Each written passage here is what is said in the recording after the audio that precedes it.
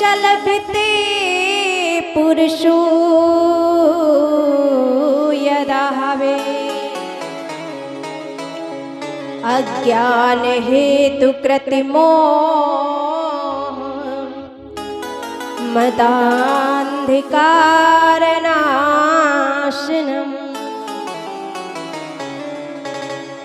कहते हैं अनंत जन्मों के बाद जब मानव जीवन मिलता है तब जाकर हम परमात्मा की कथा को श्रवण कर पाते हैं। अब परमात्मा यदि हमें कोई पशु बना देता, कोई जीव जंतु बना देता, कीड़े मकोड़े बना देता तो कथा नहीं सुन पाते, है ना। इसलिए ये बहुत सुंदर समय माता रानी ने कृपा करके आप सभी को दिया है। तो इसमें ये ज्ञान यज्ञ है ना। कल महात्मा चल रहा था ना भागवत जी का, श्रीमद् भागवत ज्ञान यज्ञ है। यहाँ भक्ति ज्ञान वैराग्य का सार चलता है। गागर में देखिए हरि अनंत, हरि कथा अनंता, परमात्मा की अनंत कथाएं हैं, लेकिन वक्ता वही जो गागर में सागर भर के बोले। क्योंकि परमात्मा की इतनी कथाएं हैं, कौन सुना सकता है। अगर हम सुनाने लग जाएं तो जीवन निकल जाएगा, लेकिन कथा कभी खत्म नहीं होगी। इसलिए बस जितना जीवन में उतर जाए उतना ही काफी है। कहते हैं प्यारे, इस प्रकार से जब चेतना जग जाए तभी गोविंद के चरणों में लग जाना चाहिए। तो कल आपने प्रथम श्लोक का वर्णन सुना सभी ने। सच्चिदानंद रूपाय विश्वोत्पत्त्यादि हेतवे तापत्राय विनाशाय श्री कृष्णाय वयं नमः। प्यारे, हमारे भागवत जी के प्रधान देवता है श्री कृष्ण। इसलिए कहते हैं वयम, माने हम सभी, केवल हम ही नहीं, केवल आप ही नहीं, हम सभी मिलकर के गोविंद को प्रणाम करते हैं। इसके बाद में प्यारे भक्तों कहते हैं श्री सुखदेव महाराज जो भगवान वेदव्यास जी के पुत्र हैं, जिन्होंने 12 वर्ष मातृ गर्भ में रहे और जन्म लेते ही नाड़ी पवाड़ी के साथ में प्यारे कहते हैं वन की ओर निकल गए। कहते हैं भगवान व्यास जी पुत्र पुत्र कहते रह गए और मानो लता पताओं ने जवाब दिया, व्यास जी आप किसे पुत्र कहकर के पुकार रहे हैं? अरे जाने कितनी बार आप उसके पुत्र बन चुके होंगे, वो दिगंबर है और लौट आने की सामर्थ्य नहीं रही। ऐसे सब भूत हृदय श्री सुखदेव जी को प्रणाम करते हुए आइए हम सभी जैसे आज हम इस पवित्र भूमि में बैठ करके माँ की कृपा से इस श्रीमद् भागवत कथा को सुनने आए हैं, उसी प्रकार से कहते हैं पुराणों की पवित्र भूमि है जिसका नाम है नैमिषारण्य क्षेत्र। उस नैमिषारण्य क्षेत्र में कहते हैं 88,000 संत जन ऋषि मुनि उपस्थित हैं। ये सभी गृहस्थ ऋषि हैं जिनकी आयु है प्यारे कहते हैं हजारों साल की। अरे कोई कोई तो ऐसे कहते हैं संत ऋषि मुनि हैं जिन्होंने अपने जीवन में कितनी चतुरंगियों को देख लिया है। सतयुग, त्रेता, द्वापर, कलयुग कहते हैं बैठ जाते हैं और एक दूसरे से प्रश्न करते हैं। आज उन 88,000 संत जन ऋषियों के मध्य में 20 वर्षीय श्री सूत जी का आगमन होता है। सभी कहते हैं संत जन खड़े होकर के प्रणाम किया, सम्मान किया। आज श्री सूत जी को थोड़ा शर्म सी आ गई और उन्होंने कहा कि भाई आप इतने बुजुर्ग हैं, अब वयोवृद्ध समाज में बीच में कोई लघु यानी छोटी उम्र वाला बालक पहुंच जाए और सभी खड़े होकर के सम्मान करने लगे तो थोड़ा अपने को सचुक लगती है ना, कि अरे मैं तो बालक हूँ और ये सभी मेरा सम्मान करते हैं।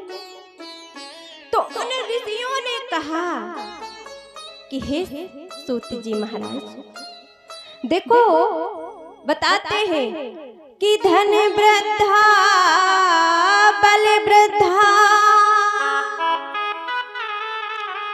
आयु वृद्धा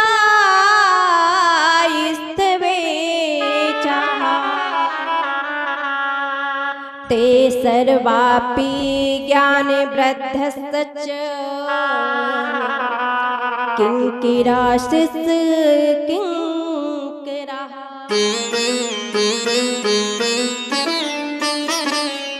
बताया कि सूत जी महाराज कोई बल में बड़ा होता है, कोई आयु में बड़ा होता है, कोई कदाचित धन में बड़ा होता है, किंतु जो ज्ञान में बड़े होते हैं वो सबसे बड़े माने जाते हैं।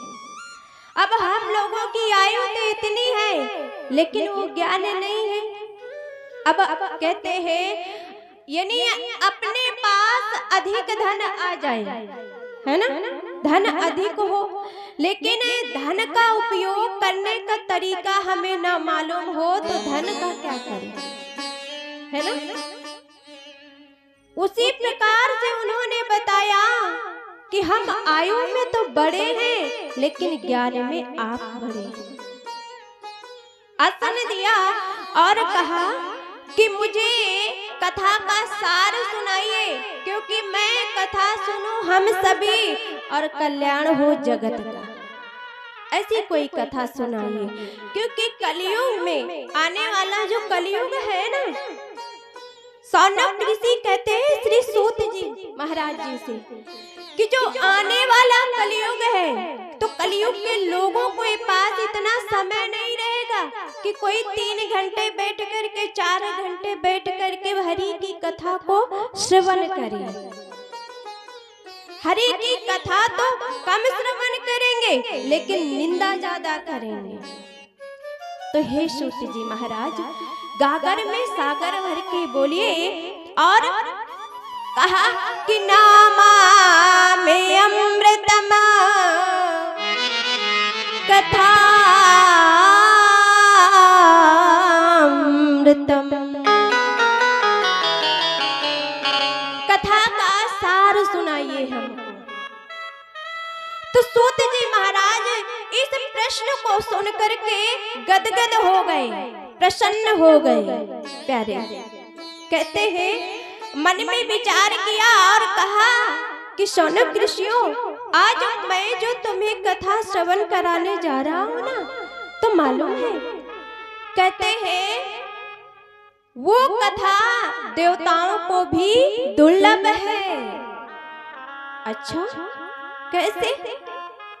कहते हैं जिस समय राजा परीक्षित को श्राप लगा था ना, आप सभी जानते होंगे, राजा परीक्षित जी को जब श्राप लगा 7 दिन में मरने का, तो प्यारे कहते हैं श्री सुखदेव महाराज जी अमर कथा पान कराने जा रहे थे। तो देवताओं ने सोचा कि सुनो, जो स्वर्ग में अमृत है चलो इसको लेकर के राजा परीक्षित को पान करा देंगे। राजा परीक्षित को पान करा देंगे तो वो अमर हो जाएंगे और कथा रूपी अमृत हम सभी पान कर लेंगे। क्योंकि वेद वृक्ष है सज्जनों, वेद जो वेदों का सार है ना, वो श्रीमद् भागवत है। वेद वृक्ष है, अब फल ही श्रीमद् भागवत महापुराण है। इस फल में छिलका और गुठली नहीं है, ये तो रस ही रस से भरा है। इसीलिए कहा गया है मोहर रहो रसिका भुवि भाव कहा। इसमें रस ही रस है, यहाँ छिलका गुठली नहीं है। अब हम आप इसे कैसे पीते हैं ये हमारे ऊपर निर्भर करता है ना। इसको हम कैसे पान करें? अब कानों से इसको पान करेंगे कि मुख से पान करेंगे कि दिमाग से पान करेंगे, है ये हमारे ऊपर निर्भर करता है प्यारे। तो कहते हैं, उन्होंने कहा कि चलो स्वर्ग का अमृत लेकर के चलते हैं। जैसे ही सुखदेव महाराज जी के पास में पहुंचे तो सुखदेव महाराज जी से कहा कि कथा अमृत हमें पान करा दीजिए और ये जो स्वर्ग का अमृत है ये राजा परीक्षित को पिला दीजिए। सुखदेव जी ने कहा, अरे कहीं कांच और मणि से तुलना हो सकती है क्या? अरे स्वर्ग का अमृत जो है वो कांच के भांत है और जो हमारी श्रीमद् भागवत महापुराण है वो मालूम है मणि है। मणि, इसमें जितना लोहा छुआएंगे वो सोना बन जाएगा। इसमें जितना हम अपने जीव को यानी अपने मन को लगा देंगे उतना ही हमारा मन पवित्र होता चला जाएगा। तो भला कांच से और मणि की कैसी बराबरी हो सकती है? अरे ठगी देवता, मुझे पता है तुम कितना स्वार्थी हो, हैं? अरे जाने कितने ऋषियों का प्रमाण है। दधीची मुनि के यहाँ तुम गए और जाकर के उनके शरीर के अंग यानी हड्डी मांग करके ले आए अपने उपयोग के लिए। हाँ, मैं तुम्हें जानता हूँ। और कहा कि सुनो देवताओं, अगर स्वर्ग का अमृत व्यक्ति को दीर्घ जीवी तो बना सकता है क्या?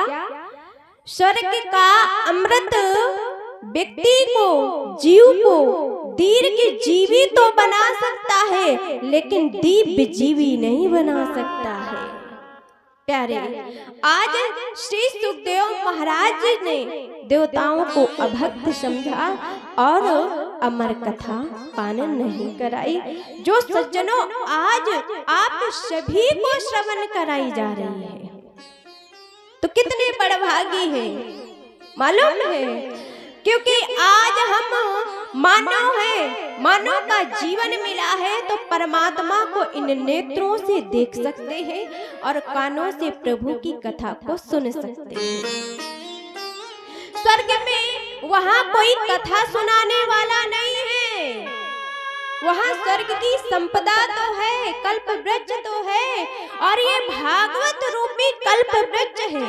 इसके नीचे जो व्यक्ति तन्मयता के साथ बैठ करके कथा को श्रवण करता है, भागवत उसे सब कुछ प्रदान करती है। ये कृपा है गोविंद की। पहले कहते हैं, इसके बाद समस्त देवी देवता पहुंचे कहा और श्री सुखदेव महाराज जी ने कहा कि मालूम है भागवत कैसी है कि पुनिरापि जनि नमा पुनिरापि मरणम, कि पुनिरापि जननी जिठरी सैनम। कहते हैं एक बार यदि हमने 7 दिन तक नियम से कथा को सुन लिया तो संसार में बार बार मातृ गर्भ में जन्म लेना और बार बार मरना, ये आवागमन की छुट्टी हो जाती है। अब आप लोग ये मत समझ लेना कि व्यास जी कहती हैं आवागमन की छुट्टी हो जाती है तो भैया कल से हम कथा सुनने नहीं आएंगे जो हमारी छुट्टी हो जाए, हैं? तो ऐसे नहीं प्यारे, छुट्टी का मतलब ये है कि भागवत जीते जी व्यक्ति को मोक्ष दान दे देती है, मुक्त कर देती है, जीवित ही। इसीलिए जीवित ही रह करके कथा को श्रवण कर लेना चाहिए। प्यारे, कहते हैं देवताओं को अभक्त समझा और अमर कथा दान नहीं की। इसके बाद देवता लोग पहुंचे किसके पास? सृष्टि की रचना करने वाले ब्रह्मा जी के पास में, है ना? ब्रह्मा जी के पास में और कहा, विधाता ये बताओ कि ये जो कथा है, अमर कथा, और स्वर्ग के अमृत में तुलना करो, यानी भागवत में तुलना करो। इसके बाद ब्रह्मा जी ने एक तराजू लिया और एक तराजू में संसार के समस्त यानी पल्ले में रख दिया, समस्त साधनों को एक पल्ले में रख दिया और एक पल्ले में भागवत जी को विराजित कर दिया। इसके बाद तौलना आरंभ किया तो समस्त साधनों वाला जो पल्ला था वो ऊपर हो गया और भागवत जी जो जिस पल्ले में विराजमान थी प्यारे भक्तों, वो पल्ला नीचे हो गया। बोले वृंदावन बिहारी लाल की। और कह दिया कि भागवत कोई साधारण ग्रंथ नहीं है, भागवत कोई पोथी नहीं है, भागवत कोई पुस्तक नहीं है। और बताया कि श्रीमद् भागवतो आख्यायो प्रत्यक्षः कृष्ण वही। और बताया कि श्रीमद् भागवत महापुराण स्वयं साक्षात कृष्ण भगवान है, परमात्मा है। इसका मनन करने से, इसका चिंतन करने से संसार की आपदाएं मिट जाती हैं और गोविंद की प्राप्ति हो जाती है। कहते हैं प्यारे भक्तों, इसके बाद में बताया कि कहते हैं ब्रह्मा जी से नारद जी ने इसको रसपान किया और जन जन में प्रचार करने के लिए प्यारे कहते हैं सनत कुमारों का आश्रय लिया। और बताया कि एक बार की बात है कि नारद जी भ्रमण कर रहे थे। नारद जी को तो आप सभी जानते ही, नारदो देव दर्शन। कहते हैं नारद जी को श्राप लगा है कि वो ज्यादा देर कहीं रुकते नहीं हैं। तो एक बार की बात है कि प्यारे नारद जी भ्रमण करते हुए जा रहे थे तो उन्होंने बीच में एक कौतुक देखा। क्या देखा? और इधर जब जा रहे थे तो सनत कुमारों ने उनको देखा और पूछा कि नारद जी, जो व्यक्ति तुम्हारा दर्शन कर लेता है उसका उद्धार हो जाता है? और आज आप ही इस प्रकार से चिंतित हैं, क्या बात है? कि कथम ब्रह्म दीन मुखः कुतस्ते चिंतातुरो भवान् तरितं गम्यते कुत्र कुतश्चागमनं तो। और पूछा नारद जी, ऐसी कौन सी बात है जो आप इतने चिंतित दिखाई दे रहे हैं? उन्होंने कहा कि मैंने एक कौतुक देखा है। बोले क्या? बोले मैंने एक कौतुक देखा। अरे मैं पृथ्वी में गया, बताया कि अहम तू पृथ्वी तो हो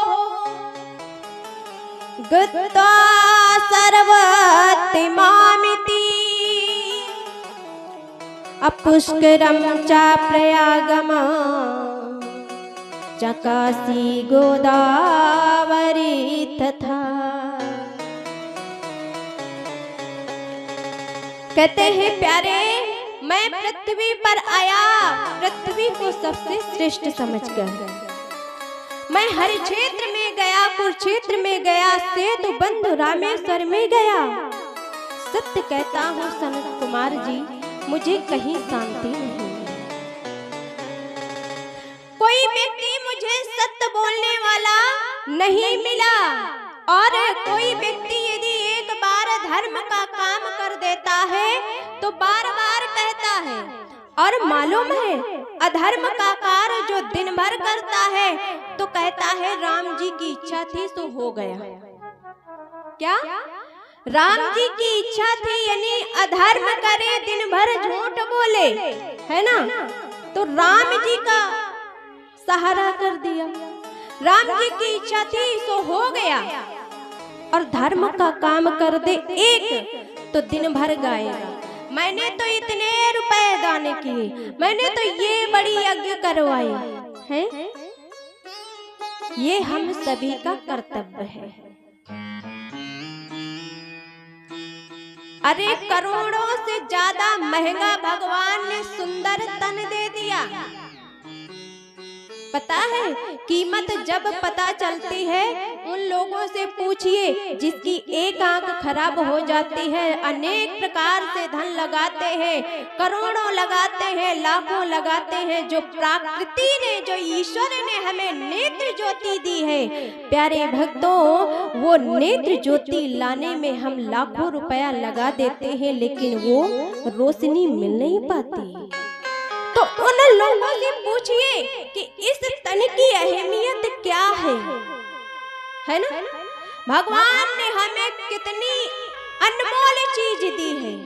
एक आंख की कितनी कीमत है? एक हाथ चला जाता है तो कितना बेकार लगता है, और जब है तो उसकी कोई कीमत नहीं समझता है ना? इसीलिए कहते हैं कि ताली तेजी से बजाया कीजिए, है ना, क्योंकि पता नहीं ये समय दोबारा आए कि ना आए, और ये मानो तन देह मिले कि ना मिले, है ना, तो इसका सदप्रयोग कर लेना चाहिए। तो हाँ, कहने का मतलब ये है कि व्यक्ति जब धर्म का काम करता है तो बार बार गाता है ना, और जो भजन करना चाहिए उसको नहीं गाता है। तो कहने का मतलब ये है, आज सनत कुमारों से नारद जी कह रहे हैं, और मैंने एक कौतुक देखा। बताया क्या कि मैं भ्रमण करते हुए जा रहा था तो एक वृद्धा माता मिली, प्यारे, कि कलीना धर्म मित्रेण धरे हमें बाधिता धुना। मैंने एक कौतुक देखा, एक वृद्धा माता है, और ये कौतुक मैंने कहाँ देखा? वृंदावन में। वृंदावन में मैंने इस कौतुक को देखा। कहते हैं प्यारे, एक वृद्धा माता है और उसके 2 बालक हैं। माता युवा है, यानी जवान है, और बालक बूढ़े हैं, बूढ़े हैं प्यारे। कहते हैं वो माता रोती है, और जाने कितनी माताएं उसको घेर रखा है। उस माता ने जैसे ही मुझे देखा तो बुलाया, मैं उस मैया के पास में गया तो मैया रुदन करते हुए बोली, नारद जी मेरे कष्ट की निवृत्ति कीजिए। लोग कहते हैं कि तुम्हारे दर्शन मात्र से, कहते हैं, संकट कट जाता है। जिस प्रकार से भगवान को देखने मात्र से, है ना, परमात्मा को देखने मात्र से, जिस प्रकार से हम आप गंगा स्नान करने जाते हैं ना, तो माता गंगा का भी बड़ा सुंदर वर्णन बताया गया है कि गंगा मैया को देखने मात्र से, कहते हैं, पाप कट जाते हैं। ध्यान रखना। और स्नान करने से पापों का प्रायश्चित हो जाता है, और जलपान करने से, गंगा जलपान करने से मालूम है कितना उद्धार हो जाता होगा, है ना। लेकिन प्रायश्चित तभी है कि यदि हमने पाप अब तक किए हैं और जाकर के स्नान किया और संकल्प किया कि अब नहीं करेंगे, तो ही प्रायश्चित है। और अगर स्नान कराए और पुनः फिर से आरंभ कर दिया तो दुगना हो जाएगा, ब्याज जुड़ जाएगा। ध्यान रखना, इसलिए सोच समझ के कार्य करना चाहिए। और उस माता ने कहा, तुमको देखने मात्र से कष्ट की निवृत्ति हो जाती है। हे नारद जी, मेरे कष्ट की निवृत्ति कीजिए। उन्होंने पूछा, क्या हुआ? अरे कलयुग के प्रभाव से ये मेरे जो दाएं और बाएं दो बालक है ना, पड़े हैं मूर्छा अवस्था में, ये मेरे पुत्र हैं। एक का नाम है ज्ञान और दूसरे का नाम है वैराग। ज्ञान और वैराग, और मेरा नाम है भक्ति। मैं बताया कि मैं दक्षिण भारत में जन्मी। भक्ति बताती है नारद जी से कि मैं दक्षिण भारत में जन्मी हूँ, कर्नाटक में पली बसी हूँ। इसके बाद महाराष्ट्र जैसे यदा कदा प्रांतों में मेरा सम्मान हुआ, और कलयुग के प्रभाव से मुझ पर भी प्रहार होने लगा। तो मैं वृंदावन में आकर के प्रसन्न मुदित तो हो गई, लेकिन कलयुग के प्रभाव से ज्ञान और वैराग को बुढ़ापे ने घेर लिया। अब आप ये बताइए कि अगर माँ को वृद्ध होना चाहिए, है ना, और बालकों को युवा होना चाहिए, नियम तो यही है, लेकिन यहाँ उल्टा हो रहा है। अगर आपने हमारे कष्ट की निवृत्ति नहीं की तो भक्ति कहती है नारद जी से, मैं देश को छोड़ करके विदेश चली जाऊंगी। तो नारद जी भड़बड़ा गए कि हमारे देश की संपदा विदेशी क्यों ले? भाई हमारा भारत देश महान है ना। क्यों महान है भारत देश? क्योंकि देखिए, सब देशों में अमेरिका जैसे नाम है तो उसका अमेरिका नाम है ना, इंग्लैंड। अब हमारे देश को क्या कहा जाता है? भारत माता, है ना। हमारे देश को भारत माता कहा जाता है। क्यों? क्योंकि यहाँ पर भगवान राम ने जन्म लिया। ध्यान से सुनना आप लोग, भगवान राम ने जन्म लिया, भगवान कृष्ण ने जन्म लिया। ये ऋषि मुनियों के और मालूम है महापुरुषों की ये तपोभूमि है। हमारा देश कोई साधारण नहीं है।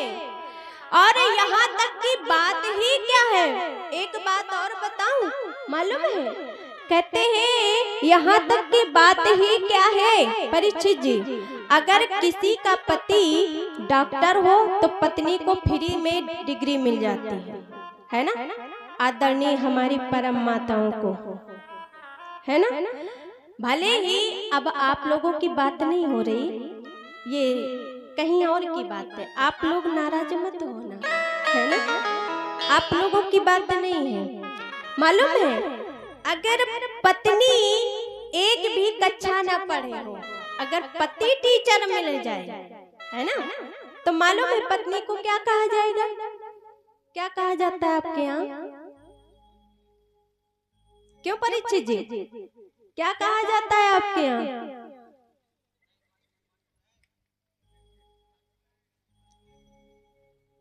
मास्टराइन कहते हैं। देखो हमारे बाबा जी बता रहे हैं, है ना, इसीलिए कहते हैं ध्यान से सुनिए, हम बीच बीच में पूछ लेते हैं, समझ लेना। तो मास्टराइन कहा जाता है ना।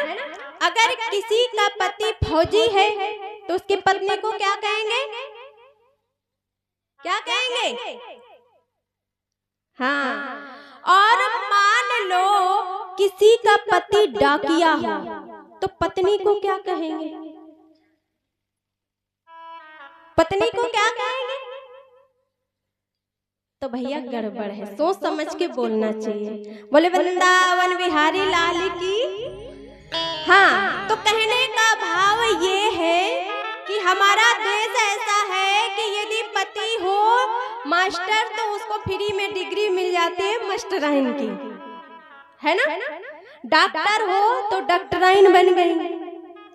तो हमारे यहाँ हर माताओं के नाम के पीछे क्या लगाया जाता है? देवी, है ना।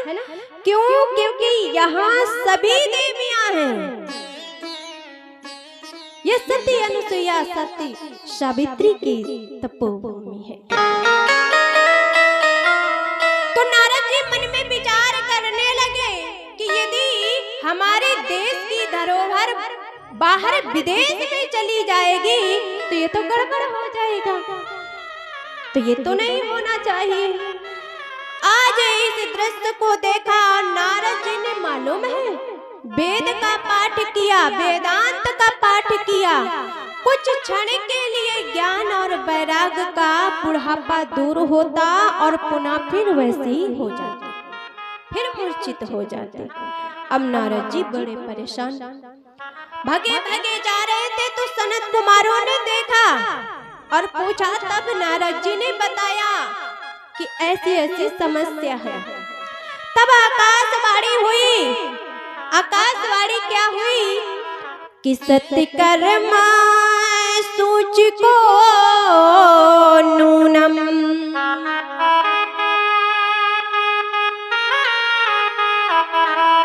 ज्ञानयज्ञः स्मृतो बुद्धि।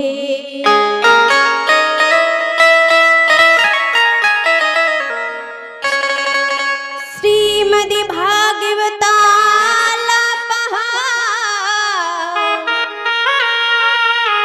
सहतु गीतः सुखादिभिः।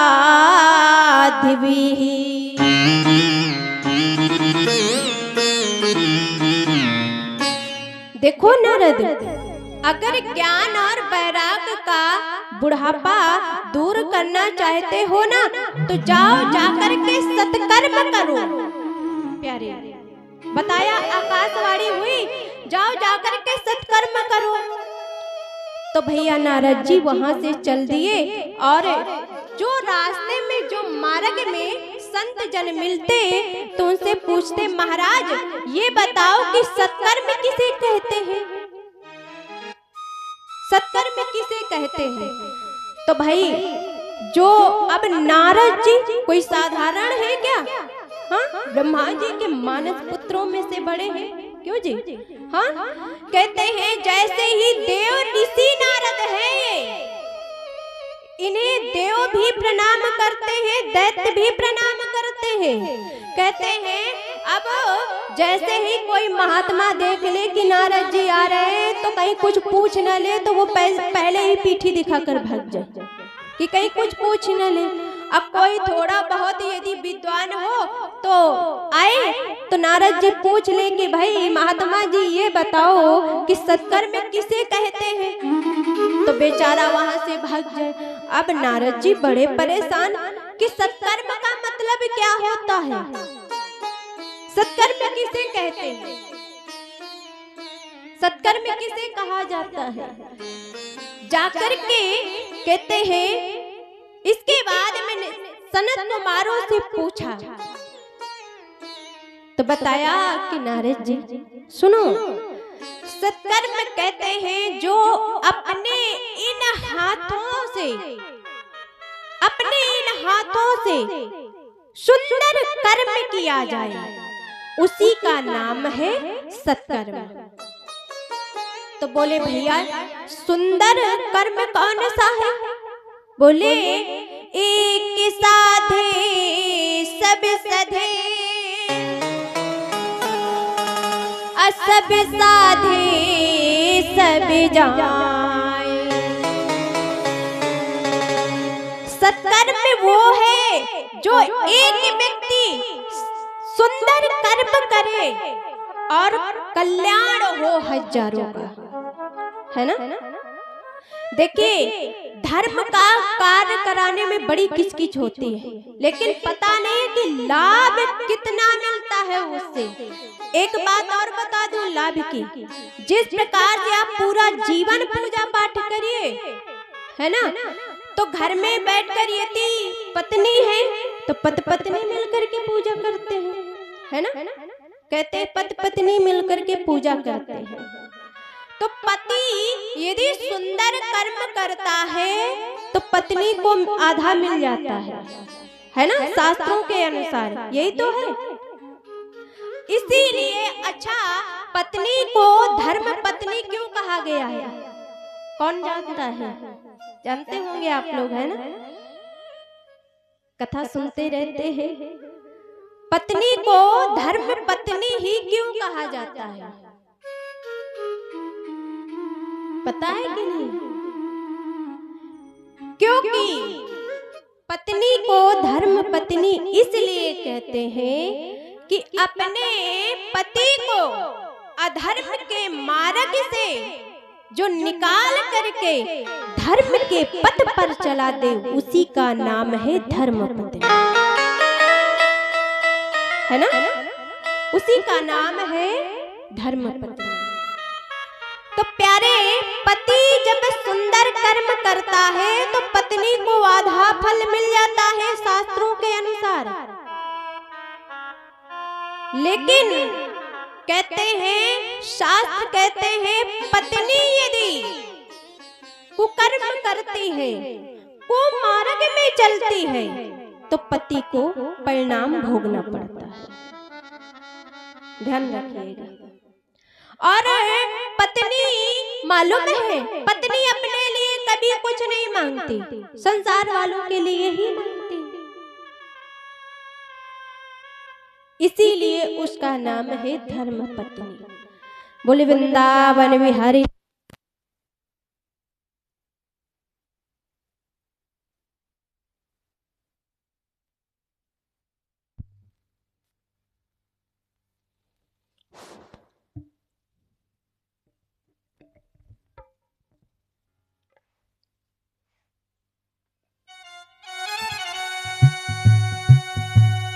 बोली शारदा मैया की जय हो, महेश्वरी माता की।